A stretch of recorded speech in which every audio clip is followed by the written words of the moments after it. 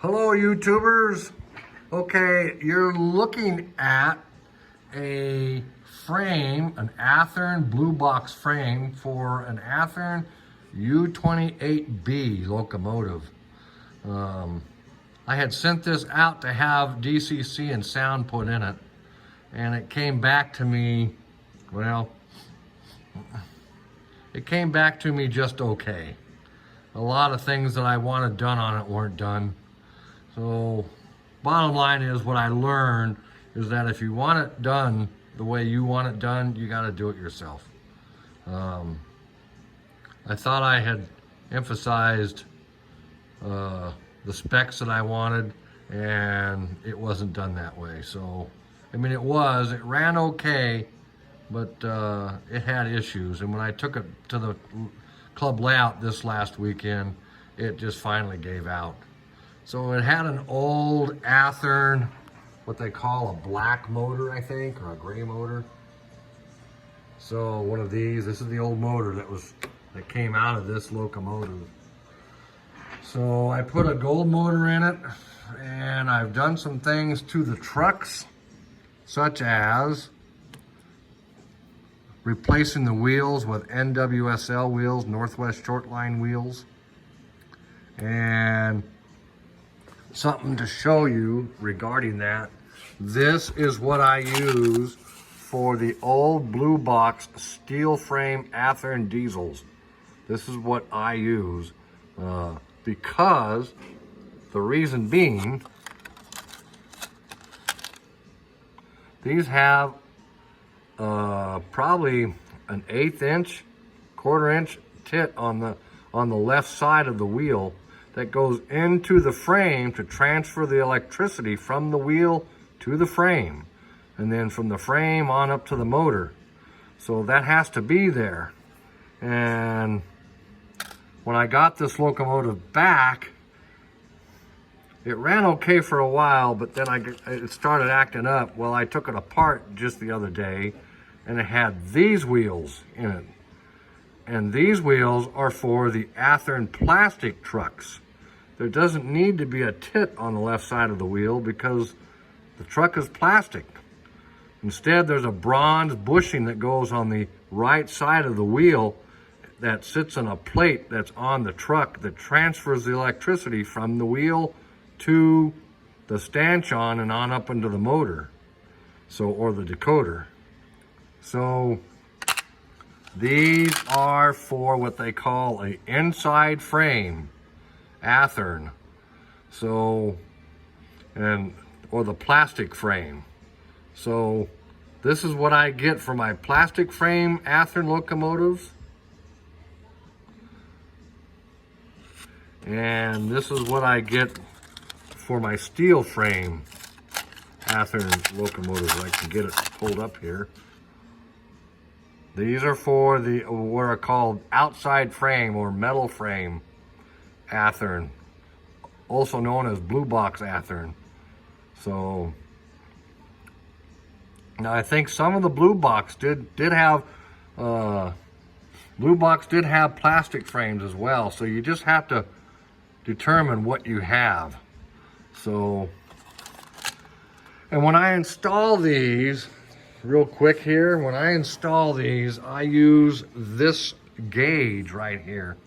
Yeah, after I've checked the axles to make sure the axles don't have any cracks in them, or flaws in the gears, or flashing, or chips in the teeth, whatever, then I put the wheel sets on, and I'll use this gauge. This is a 15 thousandths piece of plastic. That's all it is, that I put slots in it. I cut slots in it with a pair of scissors, and then I'll push the two wheels onto the axles up against this gauge, and this will enable the wheel, or the wheel set, the axle and the wheels, to center themselves within the truck.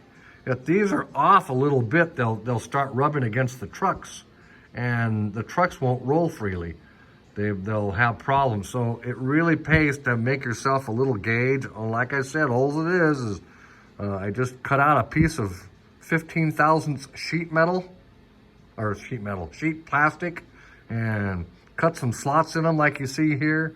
And then I just do like I do here, like you see. And I push the wheels together onto the axle with this gauge on here. And you'll be surprised the difference this makes. One of my trucks, it was doing this, and I took the wheel sets out and did this with it. I put them back in, and it worked great. No rubbing, no nothing, and the truck rolled freely. So, just a good idea. It's something to think about. So anyhow, I've also placed a new gold motor in this locomotive. It had this motor in it. It's an old Athearn black motor, and these things are 2 days older than dirt. So, also to let you know, and this is not my idea, this is something I got from a presentation that was on the web years ago. I'll see if I can put it down in the below here as well underneath the video. I take this strip off right here on both sides of the motor, and I take the spring out for the brush spring, and I cut it off. I probably cut maybe a 1/16 of an inch off, and that lessens the pressure that the spring puts on the brush. So, and that lessens the pressure on the motor, on the drive shaft, on the drive. So, and I also will go in and make sure that the commutator is clean. And not, this one doesn't look too bad. I may end up cleaning it anyhow. And make sure that those slots that you see right there don't have a buildup of carbon in them, because that carbon will transfer and cause the motor to short out. Now this, like I say, is a newer Athearn gold motor, which runs much better than the black motor. But at any rate, just something to check. So next is I'm going to take the same decoder that it had and put it back on. I'll probably put it on top of the motor right here with some double-sided tape, and then put everything back together, and hopefully it should run a whole lot better. So at any rate, that's about it. That's about all I have to share with you now. Like I say, make sure you get the right wheel sets.